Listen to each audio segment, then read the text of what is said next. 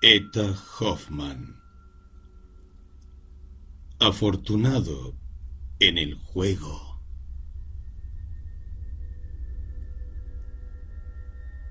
Piermont fue más visitado que nunca en el verano de 1800. De día en día iba en aumento la llegada de ricos y nobles extranjeros, lo que hacía rivalizar a toda clase de especuladores. Así pues, los banqueros del Faro tuvieron buen cuidado en amontonar gran cantidad de oro reluciente, con el fin de traer a la caza más noble que, como diestros cazadores, pensaban hacer suya. ¿Quién no sabe que la temporada de baños en los balnearios, en que nadie sigue sus antiguas costumbres, todos se entregan, se premeditan a una gran ociosidad, a una holganza placentera, a la que resulta irresistible el atractivo y el encanto del juego? Se ven entonces personas que jamás tocaron una carta acercarse a la banca como jugadores acérrimos y, sobre todo, por lo menos en un mundo elegante, es de buen tono encontrarse todas las noches en la mesa de juego y jugarse algún dinero. Un joven varón alemán, a quien llamaremos Sigfredo, era el único que parecía no hacer caso de este encanto irresistible. Cuando todos se apresuraban hacia la mesa de juego, privándole de la posibilidad de entretenerse con la conversación que tanto le gustaba, se dedicaba a dar paseos solitarios, siguiendo el curso de su fantasía, o permanecía en su aposento con un libro a la mano, o bien ejercitándose en algún ensayo literario y poético. Sigfredo era joven, independiente, rico, de noble figura y modales elegantes, de tal modo que todos le querían y lisonjeaban, y gozaba de éxito entre las mujeres. Añadas a esto que en todo lo que emprendía parecía favorecerle una estrella singular. Contábase toda suerte de aventuras amorosas que para otro cualquiera hubieran tenido consecuencias funestas, que para él tuvieron un desenlace feliz y de facilidad increíble. Los ancianos que conocían al varón tenían la costumbre de hacer mención de su buena suerte y solían contar la historia de un reloj, historia que le había sucedido en sus años juveniles. Sucedió, según decían, que Sigfredo, siendo menor de edad, hizo un viaje y, encontrándose en apuros económicos para poder seguir, tuvo que vender su reloj de oro, ricamente guarnecido de brillantes. Se vio obligado a vender, por muy poco dinero, este valioso reloj. Como diese la casualidad que en el mismo hotel se alojase un joven príncipe que, precisamente, buscaba una joya semejante, obtuvo un precio mayor de lo que valía. Había transcurrido un año, y ya Sigfredo se había transformado en un hombre dueño de sí mismo, cuando en otro lugar leyó en el periódico que se rifaba un reloj. Compró una papeleta, que apenas si costaba nada, y ganó el reloj guarnecido de brillantes que había vendido. Poco después lo cambió por una sortija de gran valor. Durante algún tiempo entró al servicio del príncipe G, el que a su partida le regaló, como recuerdo, en prueba de su aprecio, el mismo reloj de oro guarnecido de brillantes y una rica cadena. Esta historia dio lugar a que volviese a hablarse de la antipatía de Sigfredo por las cartas y su total negativa a tocarlas, aunque su manifiesta buena suerte podía predisponerle hacia ellas, y todos estuvieron de acuerdo en que el varón, no obstante sus buenas cualidades, era un avaro, muy medroso y cobarde para exponerse a la menor pérdida. Aunque la conducta del varón desmentía estas sospechas de avaricia, no lo tuvieron en consideración, Y como siempre suele acontecer, que la mayoría de la gente se obstina en añadir un pero a la reputación de un hombre de mérito. Y este pero siempre puede encontrarse, aunque solo sea en su imaginación. Todos quedaron muy satisfechos con la explicación de la antipatía de Sigfredo por el juego. Pronto supo Sigfredo de lo que de él afirmaban, y como era de condición liberal y magnánimo, y nada odiaba y despreciaba más que la tacañería, decidió, para confundir a sus calumniadores, aunque su aversión al juego era mucha, librarse de aquella molesta sospecha, perdiendo 2 o más cientos de luises de oro. Con esta intención se acercó a la mesa de juego, dispuesto a perder una gran suma de dinero, pero también en el juego le favorecía la fortuna, como acostumbraba en todas sus empresas. En todas las cartas que elegía, ganaba. Los cálculos cabalísticos de los más consumados jugadores fallaban ante la buena suerte del varón. Bien cambiase las cartas, bien conservase las mismas, siempre salía ganando. El varón ofrecía el espectáculo de un jugador despechado, porque le eran favorables las cartas y, por más sencilla que fuese la explicación de su conducta, todos se miraban asombrados y pensativos, dando a entender que, dada la inclinación del varón por lo insólito, se había vuelto loco, pues en verdad era una locura lamentarse de su propia suerte. La misma circunstancia de haber ganado una considerable cantidad obligó al varón a seguir jugando, pues con toda probabilidad a su ganancia seguirían las pérdidas, conforme a su propósito inicial. Pero tampoco se realizó esta suposición suya, y continuó inmutable la suerte del varón. Casi sin darse cuenta, cada vez más, fue apoderándose del varón el fatal placer del juego del faro, que era de extrema sencillez. Ya no se enojaba contra su fortuna. El juego ocupaba toda su atención y pasaba noches enteras dedicado a él. El varón se vio obligado a reconocer lo que le habían dicho sus amigos acerca de la seducción del juego, ya que no era la ganancia lo que le atraía, sino el juego en sí mismo. Una noche, cuando el banquero acababa una talla, levantó Sigfredo la vista y vio un anciano frente a él, que le miraba fijamente con aire triste y serio. Cada vez que el varón levantaba la vista de los naipes, se encontraba con la mirada sombría del desconocido, así que no podía evitar sentir una impresión penosa que le angustiaba. Tan pronto como el juego terminó, el desconocido salió de la sala. A la noche siguiente, de nuevo volvió a colocarse frente al varón, mirándole fijamente con mirada sombría y siniestra. El varón permaneció sin inmutarse, pero cuando la noche siguiente volvió a encontrarse el varón con la mirada de desconocido que despedía fuego, no pudo contenerse y le dijo: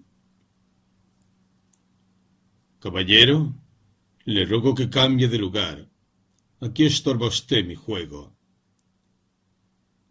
El desconocido se inclinó, sonriendo dolorosamente, y sin decir palabra alguna abandonó la mesa de juego y la sala.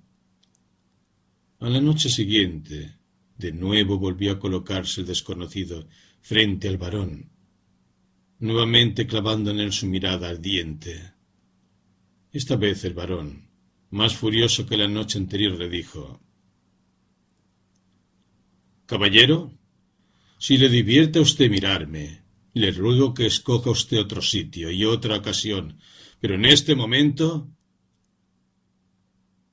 Un ademán, señalando la puerta, sustituyó las duras palabras que el varón estaba a punto de pronunciar. Y como la noche anterior, el desconocido, con idéntica sonrisa dolorosa, abandonó la sala. La agitación del juego, junto a la del vino que había bebido, incluso la escena con el desconocido, impidiendo dormir a Sigfredo. Ya empezaba a amanecer cuando volvió a aparecérsele la figura del desconocido. Veía de nuevo el rostro con sus facciones contraídas por el pesar, la profunda mirada de sus ojos sombríos que le miraban fijamente, y a pesar de su pobre traje, no podía dejar de reparar en su noble aspecto, que demostraba su rango distinguido. Al mismo tiempo consideró la dolorosa resignación con que el desconocido acogió sus duras palabras, de tal modo que se reprochó a sí mismo, con amargura, la violencia con que le había expulsado de la sala. «¡No!», exclamó Sigfredo. «He sido injusto, muy injusto con él. ¿Tengo yo acaso los modales de un grosero para ofender a un ser sin el menor motivo?» El varón llegó a persuadirse de que aquel hombre, al mirarle de aquel modo, sólo cedía a la sensación horriblemente penosa del contraste chocante que suponía ver al varón amontonando oro en su juego insolente, mientras él luchaba con la más amarga necesidad. Decidió, pues, dirigirse al desconocido al día siguiente y darle una explicación. La casualidad quiso que precisamente la primera persona con que se encontró en el paseo fuese el desconocido. El varón se dirigió a él, disculpando con insistencia su conducta de la noche anterior, y concluyó pidiendo perdón al desconocido. Este dijo que no tenía nada que perdonarle, pues hay que considerar la condición del jugador cuando está en pleno juego y que, por lo demás, él mismo se culpaba de haber permanecido obstinado en el mismo lugar, que estorbaba el juego del varón, provocando sus duras palabras. El varón añadió aún más. Dijo que a menudo se presentaban situaciones en la vida que oprimían al hombre de la más noble condición, dando a entender que estaría dispuesto a entregarle el dinero que había ganado, y más si necesitaba para favorecerle. «Caballero», contestó el desconocido, «usted me cree necesitado, y no lo estoy. Y aunque soy más bien pobre que rico, poseo más de lo que exige mi sencillo modo de vida. Además, podéis comprender que yo, aunque creyéis haberme ofendido, y por eso quisierais reparar vuestra falta, ofrecerme dinero, no podría aceptarlo como hombre de honor, incluso aunque no fuese noble». «Creo comprenderle a usted», contestó el varón, «y estoy dispuesto a daros la satisfacción que me exijáis». «¡Oh, cielos!», repuso el desconocido, «qué desigual sería el desafío entre nosotros dos. Estoy convencido de que tanto usted como yo no consideramos el desafío como una pelea de niños, y menos creemos que un par de gotas de sangre, como las que gotean a veces de un pequeño rasguño de un dedo, puedan lavar la mancha del honor. Sin embargo, hay circunstancias que pueden hacer imposible la existencia simultánea en la tierra de los hombres, aunque uno viva en el Cáucaso y otro en el Tíber, pues apenas hay distancias mientras se concibe la idea de la existencia del enemigo. Entonces, sí que el desafío es una necesidad, pues decide quién de los dos debe ceder su lugar al otro en este mundo. Entre nosotros dos, como he dicho anteriormente, el desafío es innecesario, porque mi vida no se valora tan alto como la vuestra. Y yo le matase a usted, destruiría un mundo de las más bellas esperanzas. Si fuese yo la víctima, en cambio, habríais dado fin a una de las más tristes y amargas existencias. llena de los más terribles remordimientos. Lo principal es que no me tengo absolutamente por ofendido. Usted me rogó que me fuese, y me fui. Estas últimas palabras fueron pronunciadas por el desconocido con un tono que traslucía su íntima mortificación. Esto motivó que el varón volviese a disculparse, diciéndole que, sin saber por qué, la mirada le había impresionado tanto como si penetrase en su interior, tanto que apenas si la podría soportar. Ojalá fuese verdad, dijo el desconocido, que mi mirada penetrase en vuestro interior y le diese a conocer a usted el inminente peligro en que se encuentra. Con el corazón alegre y con la confianza propia de vuestra juventud, estáis al borde del abismo. Un poco más y caeríais sin posible salvación. En una palabra, está usted camino de ser un apasionado jugador y de arruinarse. El varón aseguró al desconocido que se equivocaba totalmente. Luego le contó con todo pormenor cómo había llegado a la mesa de juego y afirmó que carecía del espíritu del juego, que únicamente deseaba la pérdida de 200 luises de oro, que cuando esto sucediese dejaría en el acto de apostar. Hasta ahora la suerte le había favorecido. «Ah», exclamó el desconocido, «precisamente esta suerte es la más pérfida seducción y la más funesta tentación diabólica. Justamente esta suerte que os acompaña, varón, la manera en que os habéis acercado al juego, vuestra conducta como jugador, todo delata el interés que poco a poco irá en aumento. Todo me recuerda vivamente el cruel destino de un desgraciado que, en muchos momentos, también empezó como usted. Este es el motivo por el que no puedo apartar la vista de usted, y por el que apenas he podido retener las palabras que han dejado traslucir mis ojos. Oh, ¿no ve usted cómo los demonios le tienden las garras para arrastrarle al infierno? Hubiera querido gritar. Deseaba trabar amistad con usted, y por lo menos ya lo he logrado. Escuche usted la historia del infeliz del que le he hablado, y entonces se convencerá de que no es una fantasía más el peligro de que le veo amenazado y del que le aviso. Ambos, el desconocido y el varón, se sentaron en un banco solitario del paseo, y entonces el desconocido empezó su relato de este modo. Las mismas brillantes cualidades que usted posee, señor varón, poseía el caballero de Menars, por lo que era objeto de la admiración y el respeto de los hombres, así como el favorito de las damas. Por lo que respecta a la riqueza, la suerte no le favorecía tanto como a usted.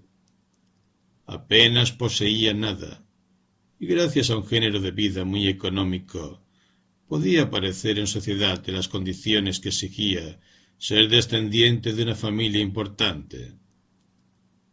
Como la más mínima pérdida podía haberle sido fatal y haber trastornado su modo de vida, no se permitía el juego. Bien es verdad que tampoco sentía inclinación por él. Así es que, al prescindir del juego, no hacía ningún sacrificio.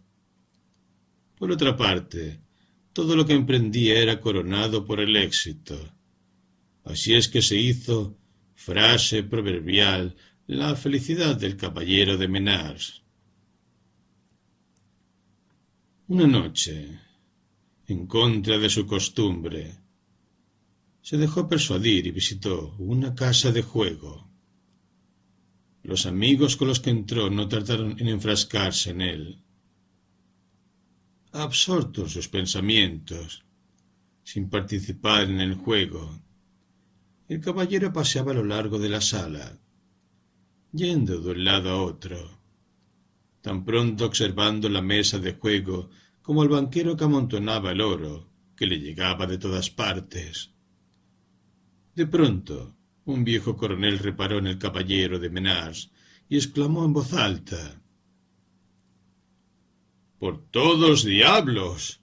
Aquí tenéis al caballero de Menars, tan feliz como siempre, mientras nosotros no ganamos nada. No está ni de parte del banquero ni de los jugadores. Se acabó. Ahora tiene que apostar por mí». El caballero quiso excusarse de su escasa habilidad y de su absoluta ignorancia del juego, pero el coronel se empeñó, y el caballero de Menars tuvo que sentarse a la mesa de juego. Allí le sucedió lo mismo que a usted, señor barón. Todas las cartas le eran favorables, de tal modo que pronto hubo ganado una importante suma para el coronel, que no cabía en sí mismo de contento por haber puesto a prueba la buena suerte del caballero de Menars. Esta suerte, que sorprendió a todo el mundo, no hizo el menor efecto en el caballero. Incluso no pudo comprender cómo con esto aumentó su aversión hacia el juego, tanto que al otro día, considerando los efectos del esfuerzo y de la fatiga de la noche pasada, que se reflejaban sobre su cuerpo y su espíritu, decidió seriamente nunca más volver a poner los pies en una casa de juego. Se afianzó su decisión a causa de la conducta del coronel que, de nuevo con las cartas en la mano, atribuyó con insensatez su evidente mala suerte al caballero de Menars. Exigía con insistencia que el caballero apostase por él cuanto jugase, o por lo menos que estuviese a su lado, y así con su presencia desterrase a los malos demonios que le arrebataban las cartas y la suerte de las manos. Es bien sabido que en ningún sitio reinan mayores supersticiones como entre los jugadores. Finalmente, sólo con una solemne negativa, y declarando que antes prefería batirse con él que jugar a su favor, pudo el caballero convencer al coronel, no muy amigo de duelos, de que dejara de importunarle. El caballero maldijo su anterior condescendencia ante aquel viejo loco. Como era de esperar, la historia del juego del caballero corrió de boca en boca, y se tejieron toda clase de misteriosas y enigmáticas circunstancias en torno al suceso, que presentaban al caballero como un hombre que estaba en relación con los poderes sobrenaturales. Pero como el caballero, a pesar de ser afortunado en el juego, seguía sin tocar una carta, aumentó la consideración acerca de la firmeza de su carácter y el aprecio de que gozaba. Había ya transcurrido un año cuando el caballero se encontró en la más penosa y apurada situación. Debido al retraso del cobro de la pequeña suma de la que dependía su subsistencia, se vio obligado a descubrirle su situación a su más fiel amigo que, sin pérdida de tiempo, le dio la cantidad que necesitaba, y al mismo tiempo le dijo que era el hombre más estrambótico que había conocido. Existen señales del destino que nos muestran el camino de buscar y encontrar nuestra salvación, pero sólo de nuestra indolencia depende que no atendamos ni escuchemos estas señales. El supremo poder que regula nuestras vidas te ha dicho al oído muy claramente: si quieres tener dinero y bienes, vete y juega. Si no, seguirás siendo pobre y necesitado, y siempre estarás en total dependencia. Solo entonces se dio cuenta de la extraordinaria suerte que le había favorecido en el juego del faro. Y tanto despierto como en sueños se le aparecieron naipes y naipes, y oía las monótonas palabras del banquero, Gagneper, y el tintín de las monedas de oro. Es verdad, se dijo en su interior, una sola noche como aquella me saca de la miseria y me libra de la penosa circunstancia de ser gravoso a mis amigos. Es mi deber escuchar y seguir las señales que me hace el destino.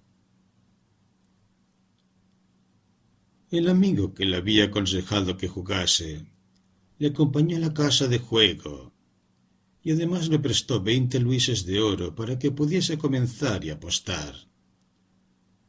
Si el caballero había sido afortunado apostando por el viejo coronel, esta vez la suerte le fue doblemente favorable. Escogía las cartas a ciegas, sin elegir, y las iba colocando, aunque en realidad no era él quien regía el juego, sino la mano invisible del poder sobrenatural, unida a la casualidad, que posiblemente era la casualidad misma. Cuando concluyó el juego, había ganado 1000 luises de oro. Al día siguiente despertó el caballero, como si estuviera atontado. Las monedas de oro que había ganado estaban dispersas cerca de él, sobre una mesa. En el primer momento le pareció estar soñando. Se frotó los ojos, cogió la mesa y la acercó.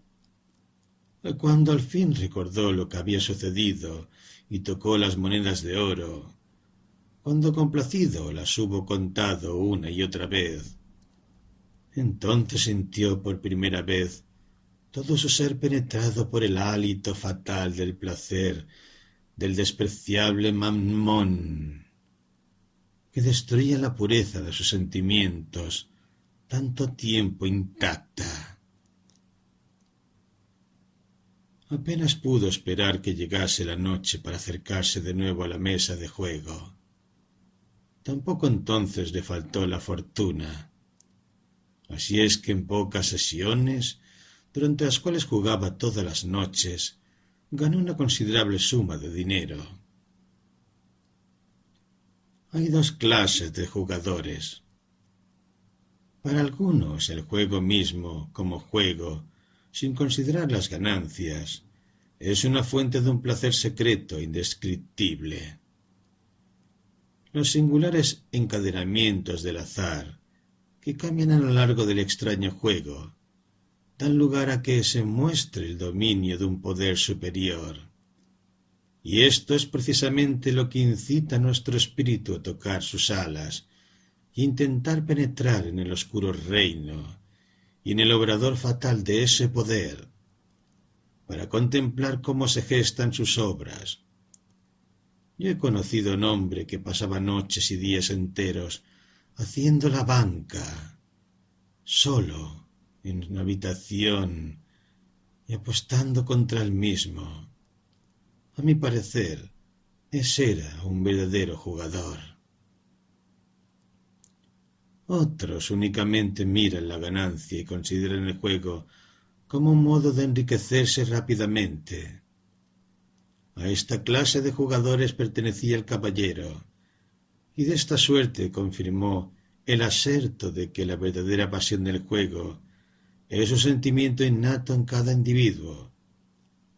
Por eso mismo, pronto encontró el caballero que era muy estrecho el círculo en que se movía para apostar. Con la considerable suma que había ganado, establecía una banca, y como la suerte seguía favoreciéndole, en poco tiempo su banca fue la más rica del país. Como era de esperar, siendo el banquero más rico y afortunado, acudieron a él la mayoría de los jugadores. la desarreglada y licenciosa vida del jugador pronto corrompió las cualidades espirituales y corporales que tan apreciado y respetado habían hecho que fuera el caballero. Dejó de ser el amigo fiel, el compañero alegre y confiado, el caballeroso y galante adorador de las damas.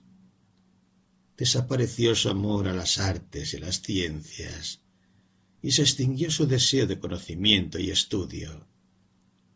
En su rostro pálido como la muerte, en sus ojos hundidos y brillantes, ardía el oscuro fuego que expresaba la desastrosa pasión que le tenía encadenada. No era la pasión del juego, no. Era una ansia desenfrenada de riqueza que el propio Satanás había encendido en su corazón. En una palabra, era el banquero más perfecto que se había visto jamás. Una noche, sin que la pérdida fuese grave, el caballero vio que la suerte le era menos favorable que antes. Acercóse a la mesa de juego un hombrecillo viejo, seco y pobremente vestido, incluso de mal aspecto, y con mano temblorosa tomó una carta y apostó una moneda de oro. Muchos de los mejores jugadores miraron al viejo con profundo asombro y no disimularon su desprecio, pero el viejo ni se alteró lo más mínimo, ni pronunció una sola palabra. El viejo perdió una apuesta tras la otra, y cuanto más perdía, más se regocijaban los demás jugadores, pues cuando el viejo, que cada vez doblaba sus apuestas, apostó de una vez 500 luises de oro a una sola carta, y en el mismo instante los perdió, uno de los jugadores exclamó, riéndose: «Suerte, señor Bertua, mucha suerte. No pierda los ánimos, continúe jugando, y ya veréis cómo al final haré saltar la banca con una enorme ganancia». El viejo lanzó al burlón una mirada de basilisco y luego desapareció corriendo para volver pasada una media hora con los bolsillos repletos de oro. Y sin embargo, el viejo no pudo intervenir en el último corte de naipes por haber perdido todo el oro que había traído. El caballero que, a pesar de su desarreglada conducta, todavía conservaba cierto decoro que pretendía hacer valer en los salones de su banca, sintió gran enojo por la burla y el desprecio con que se había tratado el viejo. Por este motivo, cuando el anciano hubo salido, se dirigió seriamente al jugador que se había burlado y a otros 2 jugadores más que se habían destacado por sus muestras de desprecio. «Bien, caballero», exclamó uno de ellos, «¿es que acaso no conoce usted al viejo Francesco Bertua? Pues si le conociera, lejos de quejarse usted de nuestra conducta, la aprobaría. Habrá usted de saber que este Bertua, napolitano de nacimiento, que vive desde hace 15 años en París, es el más vil y sórdido avaro, y el más detestable usurero del mundo. Los sentimientos humanos le son ajenos. Vería hasta su mismo hermano retorcerse sus pies en la agonía de la muerte, y aun cuando pudiese salvarle, no soltaría ni un solo luis de oro. Le abruma las maldiciones y las amenazas de una multitud de individuos, de familias enteras a las que ha hundido en la miseria a causa de sus satánicas especulaciones. Todos los que le conocen le odian, y cada uno de ellos desea que un espíritu vengativo le castigue y acabe con su vida tan manchada de oprobio. Jamás ha jugado, al menos desde que está en París. Y así no le debe extrañar a usted nuestro asombro. Cuando vimos al avaro acercarse a la mesa del juego, al mismo tiempo nos regocijamos por sus cuantiosas pérdidas, pues la verdad es que hubiera sido duro, muy duro, que la suerte hubiese favorecido a semejante malvado. Lo que sí es cierto, caballero, es que la riqueza de su banca ha deslumbrado a ese viejo loco. Pensaba desplumarle a usted, pero ha sido al revés. Él es el que ha salido desplumado.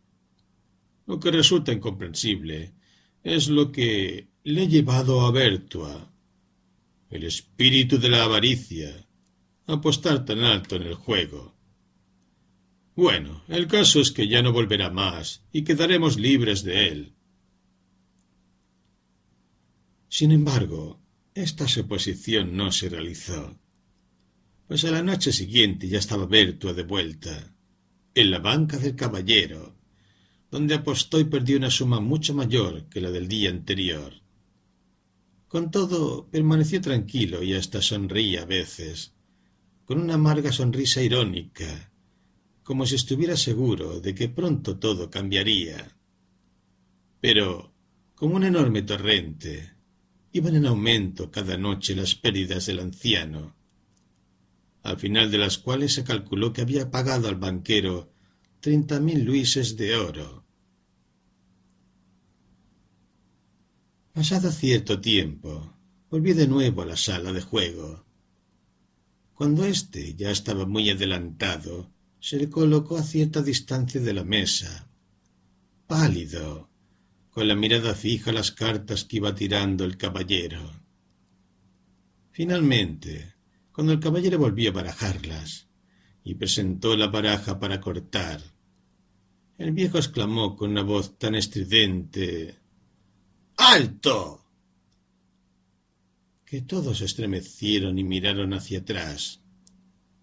Entonces el viejo, abriéndose paso hasta el caballero, le dijo al oído con voz sorda: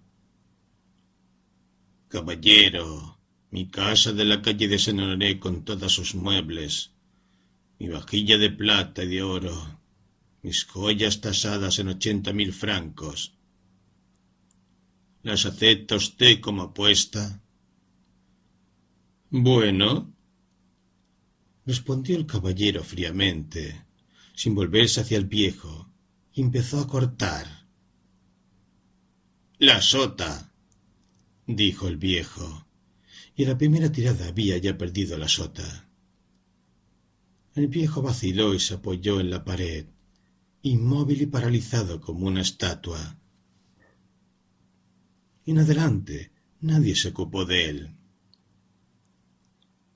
Terminado ya el juego, cuando los jugadores se dispersaban y el caballero con sus croupiers recogía en una caja el dinero ganado, el viejo Bertua, como un fantasma, salió de su rincón y acercándose al caballero le dijo con voz hueca y apagada: «Una palabra aún, caballero, una sola palabra». «¿Y bien?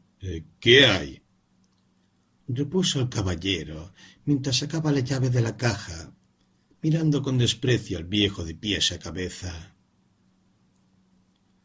«He perdido toda mi fortuna», continuó el viejo, «en vuestra banca. Caballero, ya nada, nada me queda, ni siquiera sé dónde podré descansar mañana y dónde calmaré mi hambre. Caballero, a usted recurro. Présteme usted la 10ª parte de la cantidad que me ha ganado, a fin de volver a empezar mis negocios y que pueda sobreponerme a esta horrible miseria». «¿En qué está usted pensando?», respondió el caballero. «¿En qué está usted pensando, señor Bertua? ¿No sabe usted que un banquero no debe jamás prestar dinero de sus ganancias? Esto iría contra la regla, de lo que no me aparto lo más mínimo». «Tiene usted razón, caballero», respondió Bertua. Tiene usted razón. Mi petición era absurda, exagerada. La 10ª parte. No, présteme usted la 20ª parte. Le repito, dijo el caballero enojado, que no presto absolutamente nada de lo que gano. Es cierto, dijo Bertua, mientras que su semblante palidecía cada vez más y fruncía el ceño con mirada sombría. Yo tampoco lo hubiera hecho en otro tiempo, pero ahora conceda usted una limosna al mendigo. Dale 100 luises de oro de la cantidad con que la ciega suerte le ha favorecido. Es verdad, dijo el caballero con gran enfado, que sabéis atormentar a la gente, señor Bertua. Ya le digo a usted que no tendréis de mí ni 100, ni 50, ni 20, ni siquiera un luis de oro. Tendría yo que estar loco para concederle menor socorro, para que volviese a empezar su infame oficio. El destino le ha abatido a usted en el polvo, como a un gusano venenoso, y sería un crimen volver a levantarle. Váyase usted, y permanezca arruinado como se lo tiene merecido. Cubierto el rostro con ambas manos, cayó al suelo el viejo Bertua dando un gran suspiro. El caballero ordenó a su criado que llevase la caja al coche, y luego dijo con voz enérgica: ¿Cuándo me entregará usted su casa y todos los efectos, señor Bertua? Al instante Bertua se levantó del suelo y dijo con voz firme: Ahora mismo, en este mismo instante, caballero, venga usted conmigo. Bien, repuso el caballero. Podemos ir juntos en mi coche hasta su casa, que dejará usted mañana para siempre. Durante todo el camino, ni Bertua ni el caballero pronunciaron una sola palabra. Cuando llegaron ante la casa en la calle de Saint-Honoré, Bertua tiró de la campanilla. Una mujer vieja salió a abrirle y exclamó al ver a Bertua: ¡Oh, Dios santo! ¡Por fin llegáis, señor Bertua! Ángela estaba mortalmente inquieta por usted. Callad, repuso Bertua. Quiera el cielo que Ángela no haya oído esta malhadada campanilla. No debe enterarse de que he llegado. Y en diciendo esto, le quitó de las manos el candelabro con las velas encendidas y alumbró al caballero, yendo él delante hacia las habitaciones. Me he resignado a todo, dijo Bertua. Caballero, sé que me odiáis y que me despreciáis. Tanto usted como otros os complacéis con mi ruina, pero usted no me conoce. Habéis de saber que en otros tiempos fui un jugador como usted, y que la fortuna me fue tan favorable como ahora usted, que recorrí media Europa, deteniéndome donde hallaba más rico el juego, con la esperanza de una ganancia considerable, y que todo el oro afluía a mi banca incesantemente, como lo hace hoy en día en la vuestra.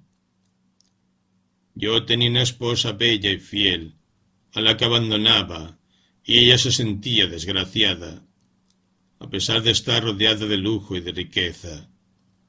Sucedió un día en Génova, donde yo tenía establecida mi banca, que un joven romano perdió en mi banca todo su patrimonio, lo mismo que yo suplico hoy. Él me suplicaba que le prestase dinero, por lo menos para poder regresar a Roma, y se lo negué, con una sonrisa sardónica, y entonces, presa de rabia y desesperación, se abalanzó sobre mí con un estilete que llevaba, y me lo clavó en el pecho. Trabajo les costó a los médicos salvarme, pero mi enfermedad fue larga y penosa. Mi mujer me cuidó, me consoló y me sostuvo cuando mi ánimo estaba a punto de perecer. Pero cuando mi curación fue total, me sentí aún penetrado de un sentimiento que cada vez se apoderaba más de mí y que hasta entonces no había conocido. Al jugador le son ajenos todos los afectos humanos, de tal modo que yo no sabía siquiera lo que era el amor y la tierna adhesión de una mujer amante. Los remordimientos destrozaban mi alma cuando consideraba qué ingrato había sido mi corazón contra mi esposa, al pensar en la vida criminal que le había ofrecido. Yo veía aparecer a todos los fantasmas vengadores, cuya felicidad y existencia había destruido con una atroz indiferencia, y oía como sus voces roncas y sepulcrales me reprochaban las calamidades y culpas innumerables de que había sido yo la causa. Sólo mi mujer lograba entonces calmar mi indecible desesperación y desterrar el horror que me sobrecogía. Hice la promesa de volver a tocar nunca más una carta. Me retiré, y librándome de los lazos que me retenían, y resistiendo los ruegos de mis croupiers, que no querían renunciar a mí y a mi fortuna, compré cerca de Roma una pequeña casa de campo, lugar al que huí con mi mujer, ya completamente curado. Ay, solo un año pude gozar de la felicidad, de la paz y de la calma que había ignorado siempre. Mi mujer me dio una hija y murió pocas semanas después. Presa de la desesperación, acusé al cielo y me maldije a mí mismo y a mi infame vida, de la que se vengaba el poder eterno, arrebatándome mi mujer, el único ser que me había salvado, y en quien había hallado consuelo y esperanza. Como el criminal que teme el horror de la soledad, me sentí instigado a dejar la casa de campo y venirme a París. Ángela estaba floreciente y era el vivo retrato de su madre. Yo la adoraba. Por ella quise no solo conservar mi fortuna, sino aumentarla.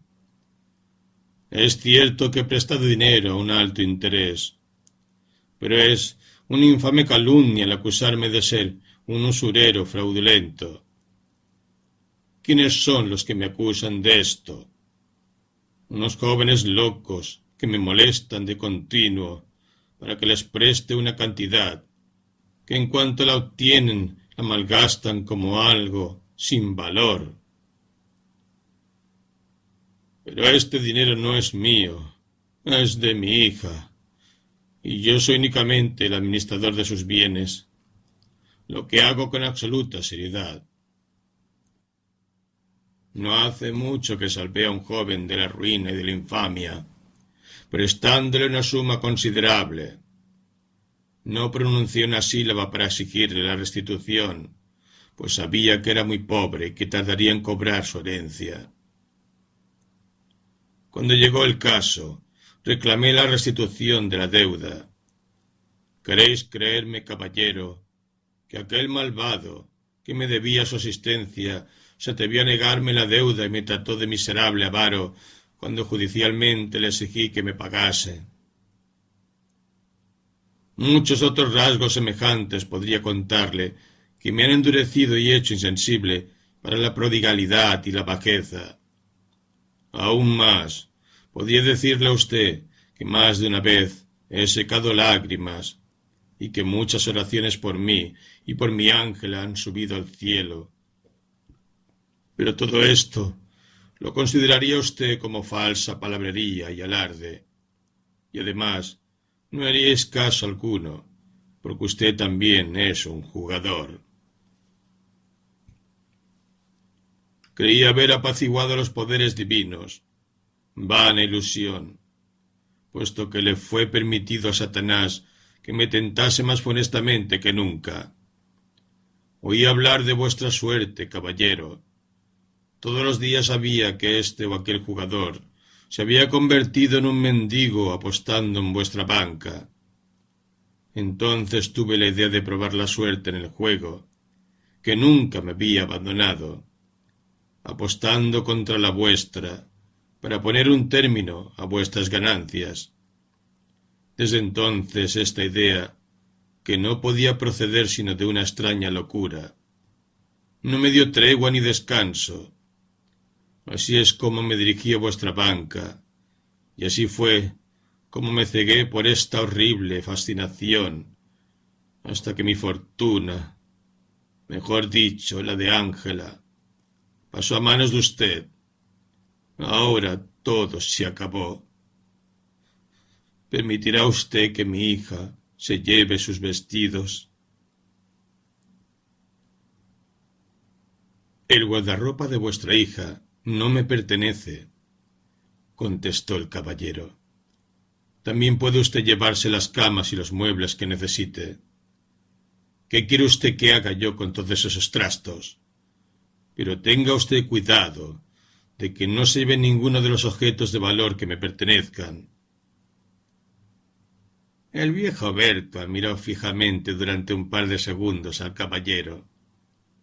Luego un torrente de lágrimas inundó su rostro, y anonadado por el dolor y la desesperación, cayó de rodillas a sus pies, exclamando con las manos cruzadas, suplicante: «Caballero, si aún le queda a usted algún sentimiento de humanidad en el corazón, apiádese, tenga piedad, no de mí, sino de mi hija, de mi Ángela, de este ángel inocente quien precipita a usted a la miseria.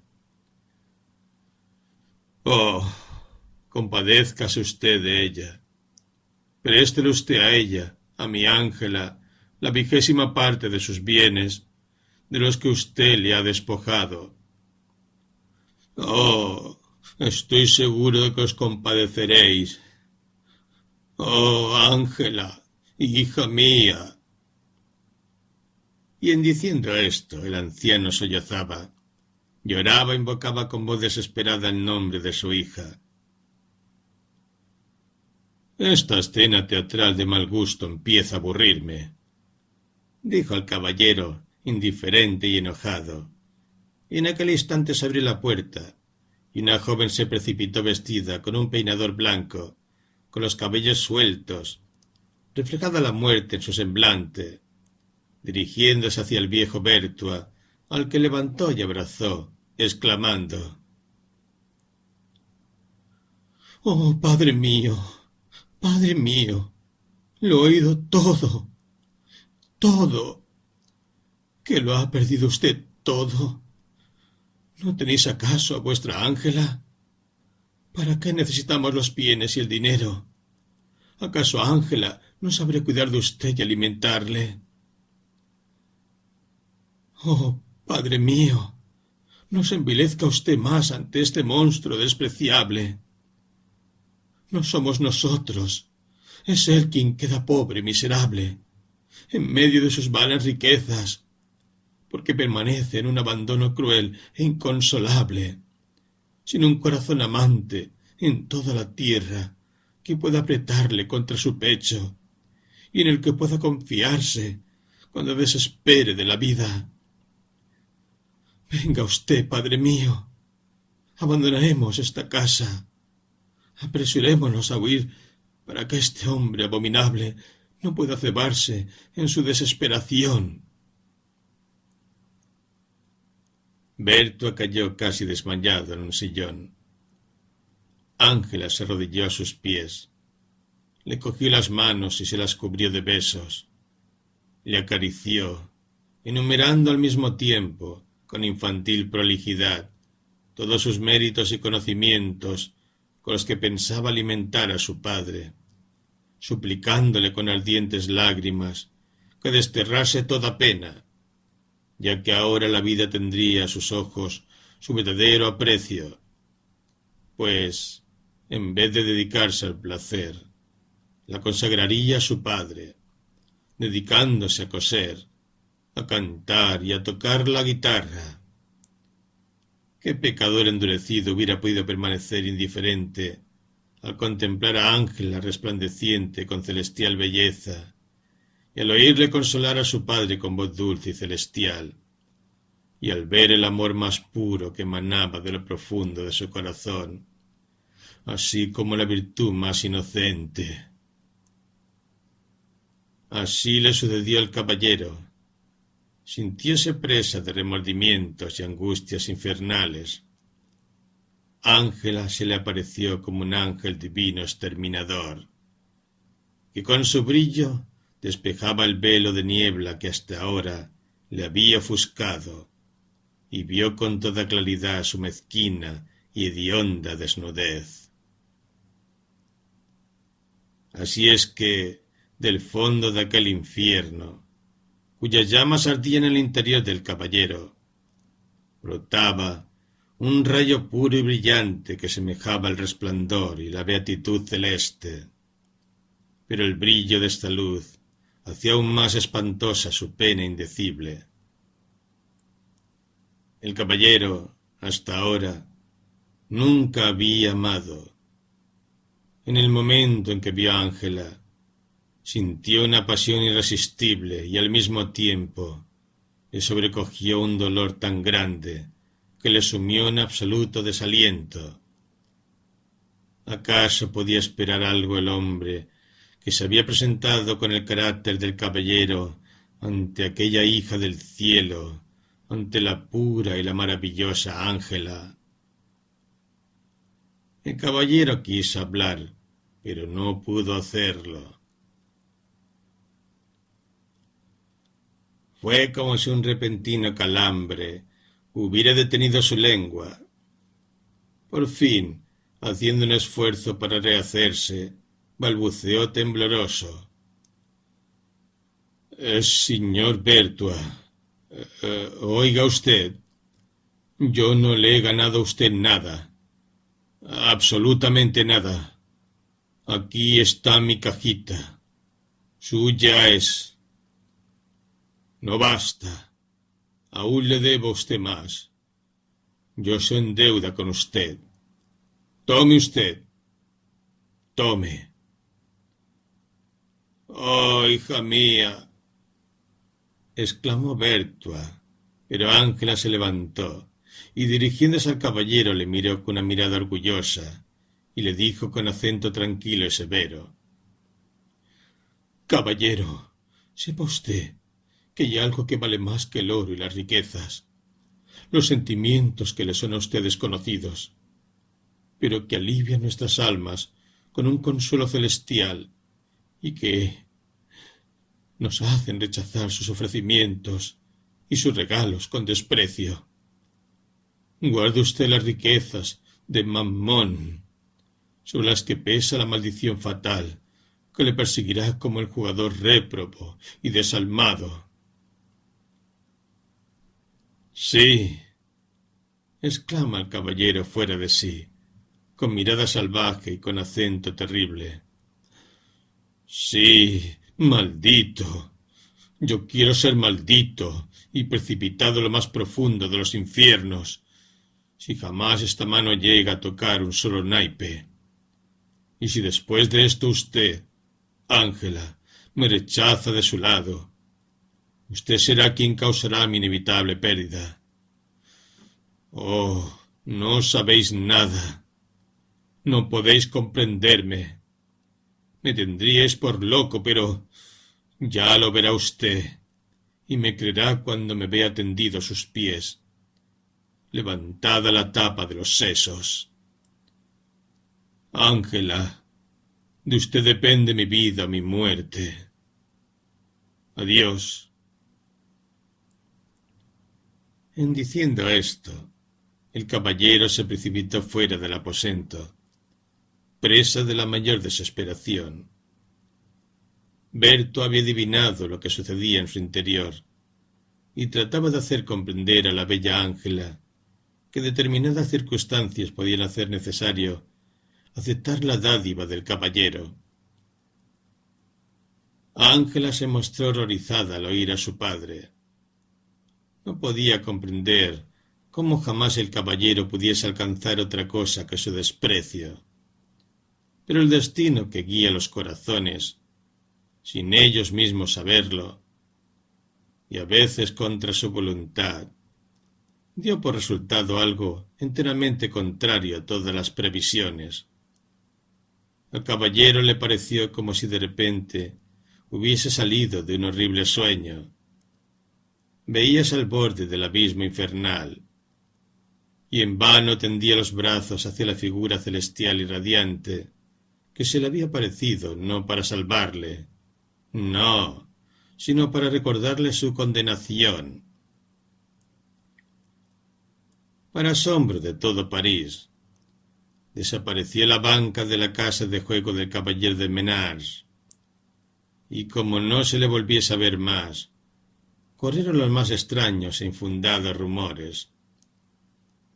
El caballero evitaba toda sociedad, pues su amor se manifestaba como un pesar sombrío y profundo.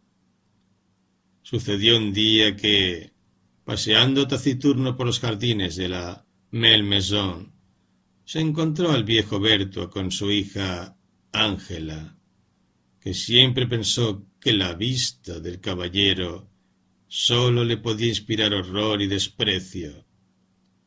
Se sintió singularmente conmovida cuando vio ante sí al caballero pálido, como un muerto, confuso, en una actitud respetuosa, apenas atreviéndose a levantar los ojos del suelo. Ángela sabía muy bien que el caballero desde aquella noche fatal había renunciado al juego y que había cambiado completamente su modo de vida. Ella sola había obrado esto. Había salvado al caballero de la perdición. ¿Qué podía lisonjear más su vanidad de mujer? Sucedió, pues, que cuando Berto y el caballero hubieron intercambiado sus saludos, Ángela le preguntó con el tono de una suave y benéfica compasión: ¿Qué le sucede a usted, caballero de Menars? ¿Se encuentra usted enfermo? ¿En verdad que debería usted procurarse un médico? Hay que imaginar que las palabras de Ángela iluminaron al caballero como una consoladora esperanza. En el mismo instante se transformó. Irguió su cabeza y de sus labios manó aquella apasionada locuacidad que anteriormente arrastraba todos los corazones. Berthois le recordó que fuese a tomar posesión de la casa que había ganado. Sí, dijo el caballero entusiasmado. Sí, señor Berthois, iré. Mañana iré a su casa, pero permitidme que no nos pongamos acordes tan pronto en las condiciones cuando se necesitan tantos meses para un acto semejante. Está bien, caballero, repuso Berthois sonriendo. Creo que con el tiempo podremos hablar de otras cosas que ahora están muy lejos de nuestra mente. Como es de suponer, el caballero, muy consolado, recuperó la amabilidad que le caracterizaba antes de que fuera presa de la pasión ruinosa y desordenada. Hizo muy frecuentes visitas a casa de Berthois, y Ángela parecía cada vez más inclinada hacia aquel ser del que se consideraba ángel tutelar, hasta que por fin, convencida de que le amaba, le prometió su mano, con gran alegría del viejo Berthois, quien desde aquel momento juzgó ya como terminado el asunto de su fortuna perdida contra el caballero. Ángela, la feliz prometida del caballero de Menars, se encontraba un día sentada frente a la ventana, sumida en 1000 pensamientos amorosos, llenos de felicidad, como suelen ser frecuentes en los que se van a desposar. Pero he aquí que acertó a pasar delante de ella un regimiento de cazadores tocando sus alegres trompetas, que marchaba para la campaña de España. Ángela contemplaba con piedad aquella gente destinada a ser víctima de aquella funesta guerra, cuando he aquí que un joven, volviendo con viveza las riendas de su caballo, lanzó una rápida mirada a Ángela, que cayó desmayada en su silla. ¡Ay! El cazador que marchaba también a la muerte cierta no era otro que el joven Duvernet, el hijo del vecino, el compañero de su infancia, que venía a verla casi todos los días, hasta que dejó de hacerlo cuando apareció el caballero de Menars. En la mirada quejosa del joven, donde se leía la sentencia de su muerte, Ángela se dio cuenta por primera vez no sólo de cuánto la había amado, sino que también ella misma, sin saberlo, le amaba, y que sólo había sido deslumbrada y fascinada por la seducción que se desprendía del caballero. Fue entonces cuando comprendió los tímidos suspiros del joven, sus atenciones silenciosas y sin pretensión alguna, y entonces únicamente comprendió su verdadera inclinación y las palpitaciones de su corazón cuando llegaba Duvernet y cuando oía su voz. «Ya es muy tarde. Está perdido para mí», se dijo Ángela en su interior, y tuvo valor de luchar contra el penoso sentimiento que la desgarraba, y la energía de su voluntad la sacó vencedora. Sin embargo, no dejó de percibir la penetrante mirada del caballero, que algo había sucedido, pero posee demasiada delicadeza para procurar descubrir un secreto que Ángela creía deberle ocultar, y se contentó, para conjurar el poder de la fuerza amenazadora, con apresurar la ceremonia de su matrimonio, cuya celebración llevó a cabo con mucho tacto y con gran consideración por el estado y la situación en que se encontraba su bella prometida, de tal modo que ésta no pudo por menos de apreciar la perfecta amabilidad del esposo. El caballero dispensó a Ángela toda clase de atenciones, satisfaciendo hasta sus menores deseos y haciéndola objeto de su mayor consideración, así como de su amor más puro, y logró que el recuerdo de Vernet se borrase por completo de su mente. La primera nube que enturbió su felicidad fue la enfermedad y la muerte del viejo Berthois. Desde aquella noche en que había perdido todos sus bienes en la banca del caballero, Berthois no había vuelto a tocar siquiera un naipe, pero en los últimos momentos de su vida, el juego parecía absorber exclusivamente todas sus facultades.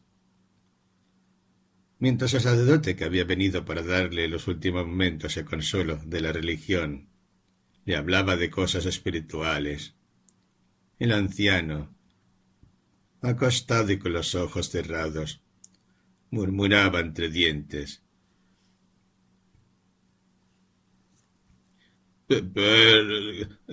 «Gagne»,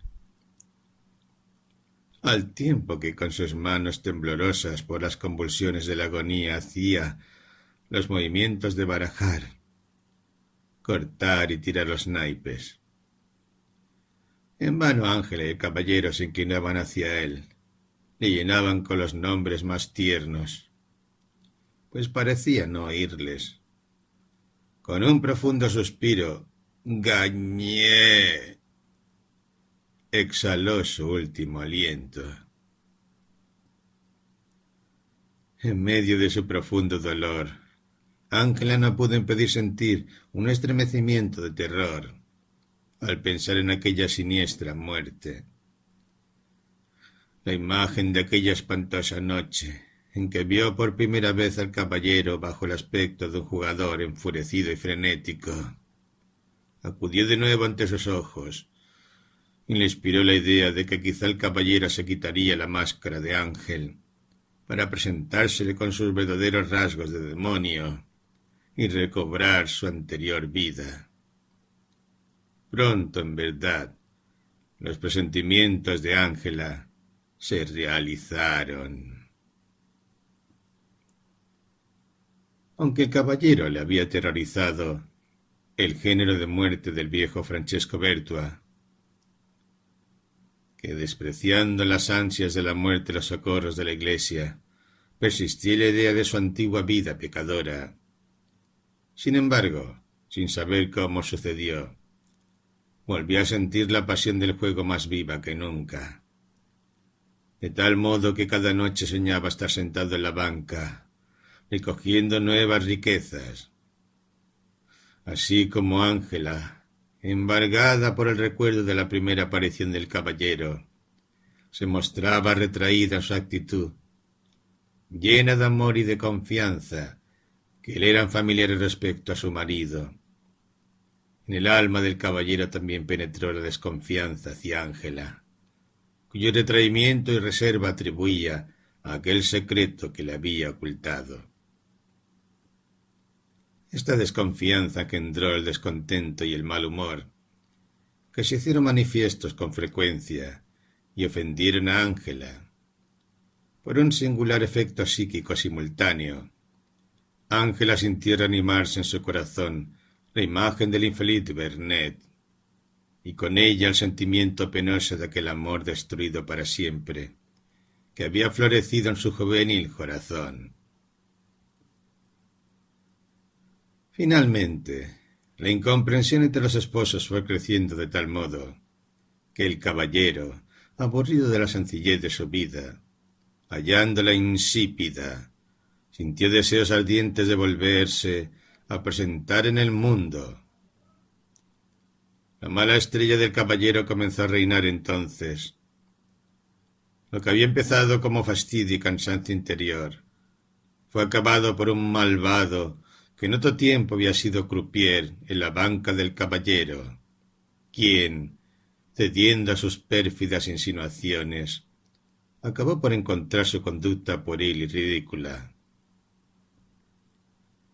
No podía comprender cómo, por culpa de una mujer, había podido abandonar un mundo que le parecía la única cosa digna de ser vivida. Poco tiempo después, la banca del caballero de Menars brillaba por el oro más que nunca. La suerte no le había abandonado. Las víctimas se sucedían una tras otra, y las riquezas se amontonaban en su mesa. Pero rota, destruida y aniquilada, de mala manera, la felicidad de Ángela podía compararse a un corto y hermoso sueño. El caballero la trataba ahora con indiferencia, incluso con desprecio. A veces pasaban semanas y meses enteros sin que siquiera se viesen. Un viejo mayordomo se ocupaba de los asuntos de la casa, y los criados eran reemplazados según el humor del caballero, de tal modo que Ángela, como una extranjera en su casa, no hallaba en ninguna parte el menor consuelo. A menudo, cuando sus noches de insomnio oía detenerse ante la puerta el coche del caballero, y oía cómo mandaba sacar la pesada caja con palabras secas y duras, y luego oía cómo se cerraba la puerta de su alejado aposento. Entonces manaba de sus ojos un torrente de lágrimas, y en su profunda pena pronunciaba más de 100 veces el nombre de Vernet, suplicando a la providencia que pusiese fin a su existencia, llena de tantos pesares. Sucedió un día que un joven de buena familia, después de haber perdido todos sus bienes en la banca del caballero, se mató, disparándose un tiro en la sien, en la misma sala de juego, de modo que sus sesos y su sangre salpicaron a los jugadores, que retrocedieron horrorizados. Solo el caballero conservó su sangre fría, y viendo que todos iban a marchar, Preguntó si se debía dejar el juego solo porque un loco no hubiera sabido guardar las reglas ni dominar sus impulsos. El suceso causó gran sensación, y la conducta inconcebible del caballero indignó hasta a los jugadores más empedernidos. Todos se volvieron contra él. La policía suprimió la banca. Se le acusaba de hacer falso juego, y su inaudita suerte justificaba la verdad de estas acusaciones. No pudo demostrar su inocencia, de modo que la multa que tuvo que sufrir le arrebató una gran parte de sus riquezas. Vióse insultado y despreciado, y fue entonces cuando volvió a los brazos de su mujer, que, a pesar de sus malos tratos, volvió a recoger al pecador arrepentido, pues el recuerdo de su padre, que había abjurado de los errores del juego, le dejaba entrever un rayo de esperanza, y la edad madura del caballero era un motivo más para creer en una posible conversión. El caballero con su mujer abandonó París y se estableció en Génova, lugar donde había nacido Ángela. En los primeros tiempos el caballero hizo una vida bastante retirada.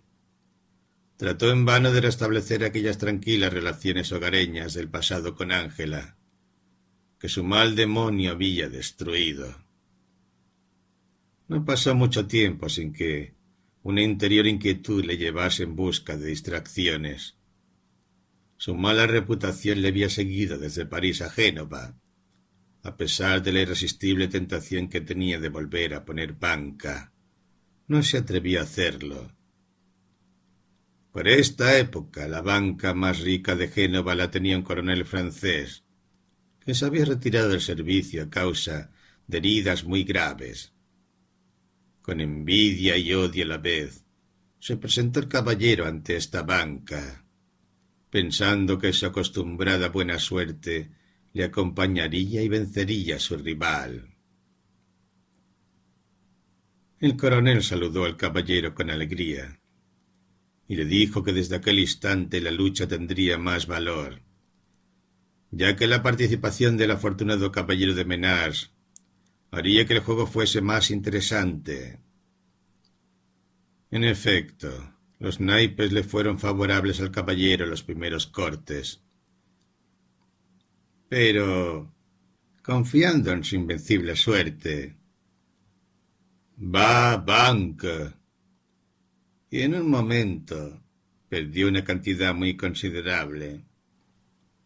El coronel, que solía permanecer impasible tanto en su buena como en su mala fortuna, recogió el dinero de Menars, dando muestras de una excesiva alegría. Desde aquel instante se eclipsó la suerte del caballero. Jugaba cada noche y cada noche perdía, hasta que todos sus bienes se consumieron y únicamente le quedaron 2000 ducados en letras de cambio. El caballero se pasó todo el día corriendo de un lado para otro para poder vender este papel, siendo ya muy tarde cuando volvió a su casa. Llegada la noche, cuando ya se disponía a salir con las últimas monedas de oro en el bolsillo, Ángela le salió al encuentro, pues presentía lo que iba a suceder, y bañada en lágrimas, echándose a sus pies, le suplicó por la Virgen y todos los santos celestiales que renunciase a esta funesta empresa que les precipitaría en la ruina.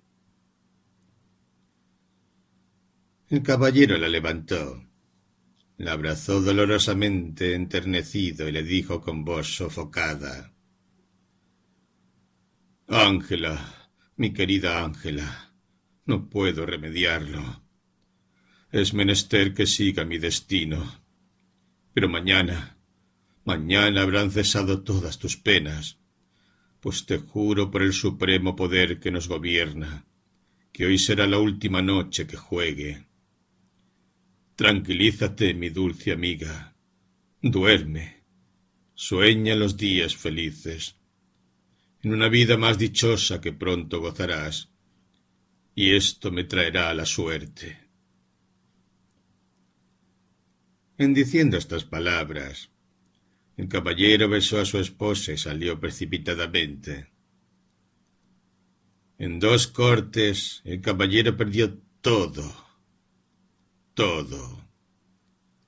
Permaneció inmóvil junto al coronel, con la mirada fija, como estupefacto, sobre la mesa de juego.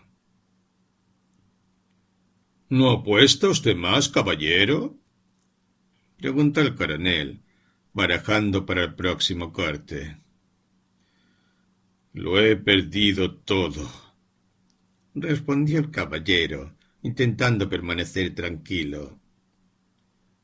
¿Es que ya no le queda a usted nada?, preguntó el coronel al corte siguiente.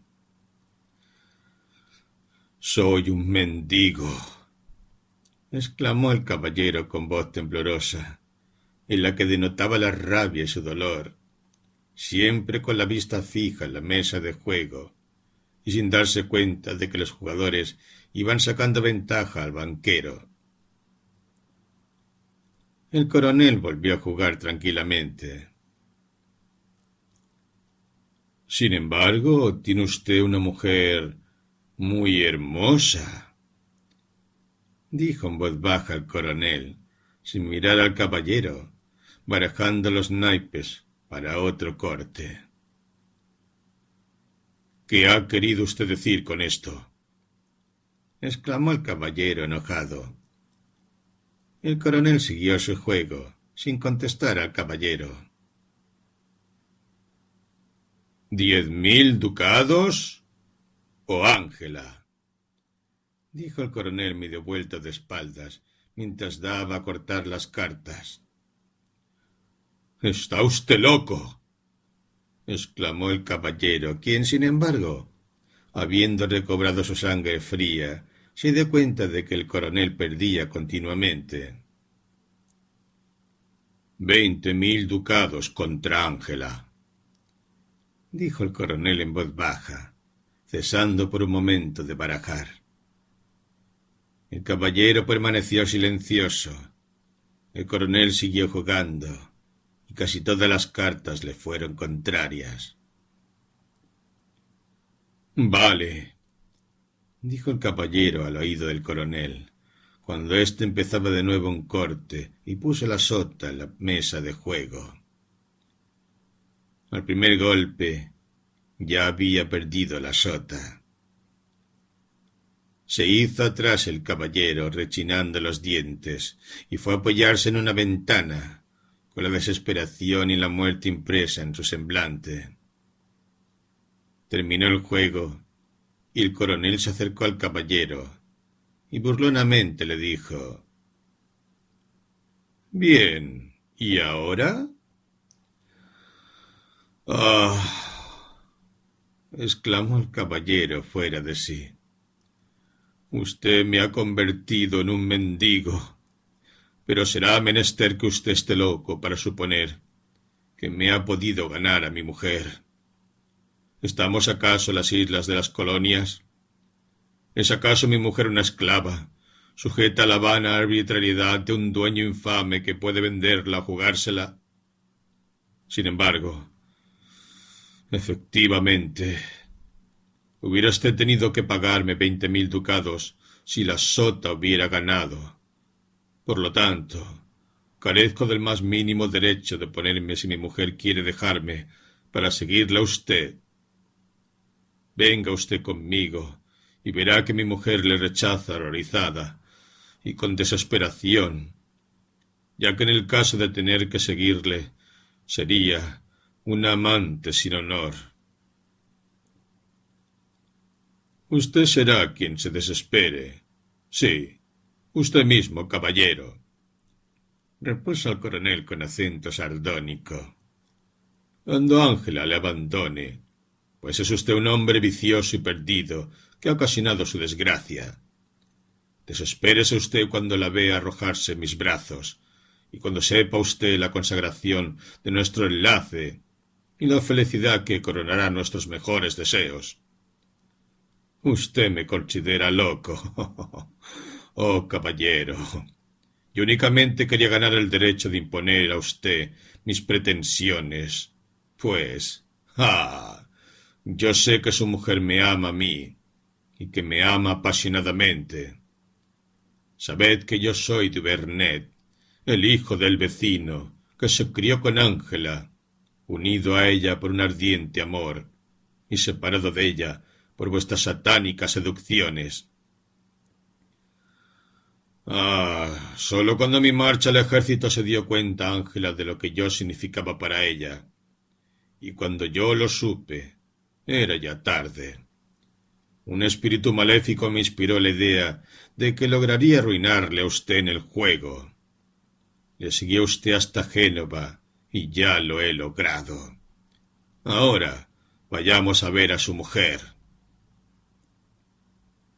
El caballero permaneció como anonadado, como si 1000 rayos ardientes le hubieran herido. Finalmente se le había revelado aquel secreto fatal, y entonces comprendió cuán desgraciada había hecho a la pobre Ángela.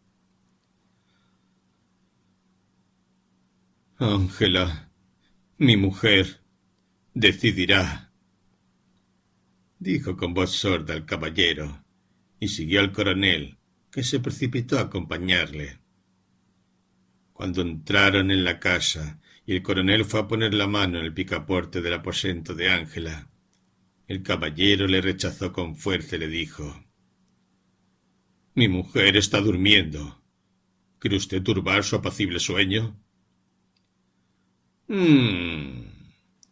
repuso el coronel. ¿Acaso Ángela ha gozado un momento de descanso desde que usted le ha hecho padecer tan innumerables angustias? El coronel se disponía ya a entrar, cuando el caballero, postrándose a sus pies, exclamó con cruel desesperación: «Tenga usted misericordia, ya que me ha reducido usted a la mendicidad. Al menos déjeme usted mi mujer». También estaba así el viejo Berto ante usted, hombre perverso e insensible, sin que hubiese podido enternecer su corazón de piedra. Sufra usted, pues, la venganza del cielo. Así habló el coronel, y de nuevo encaminó sus pasos hacia el aposento de Ángela. El caballero se abalanzó hacia la puerta, la abrió, corrió las cortinas, exclamando: «¡Ángela! ¡Ángela!». Inclinóse hacia ella, le tomó una mano, y quedándose de repente como paralizado, exclamó con voz terrible: «Mire usted, ha ganado el cadáver de mi mujer». Aterrado, el coronel se acercó a la cama. Ninguna señal de vida. Ángela estaba muerta. Muerta. Entonces el coronel levantó el puño cerrado contra el cielo, lanzó un sordo aullido y se precipitó fuera de la casa. Jamás se supo nada de él. Así terminó el desconocido su relato, y abandonó la banca de la sala de juego antes de que el barón, profundamente impresionado, pudiera decir algo. Pocos días después se encontraron al desconocido en su habitación, víctima de una apoplejía. Permaneció sin habla hasta el momento de su muerte, que tuvo lugar pocas horas después. Por sus papeles supieron que, a pesar de que hasta entonces se había dado a conocer con el nombre de Baudazón, no era otro sino aquel infeliz caballero de Menars. El barón comprendió que esto era una señal del cielo, y que cuando estaba al borde del abismo había puesto al caballero de Menars en su camino para salvarle, y prometió resistir todas las añagazas de la engañosa fortuna en el juego. Hasta ahora ha cumplido su palabra.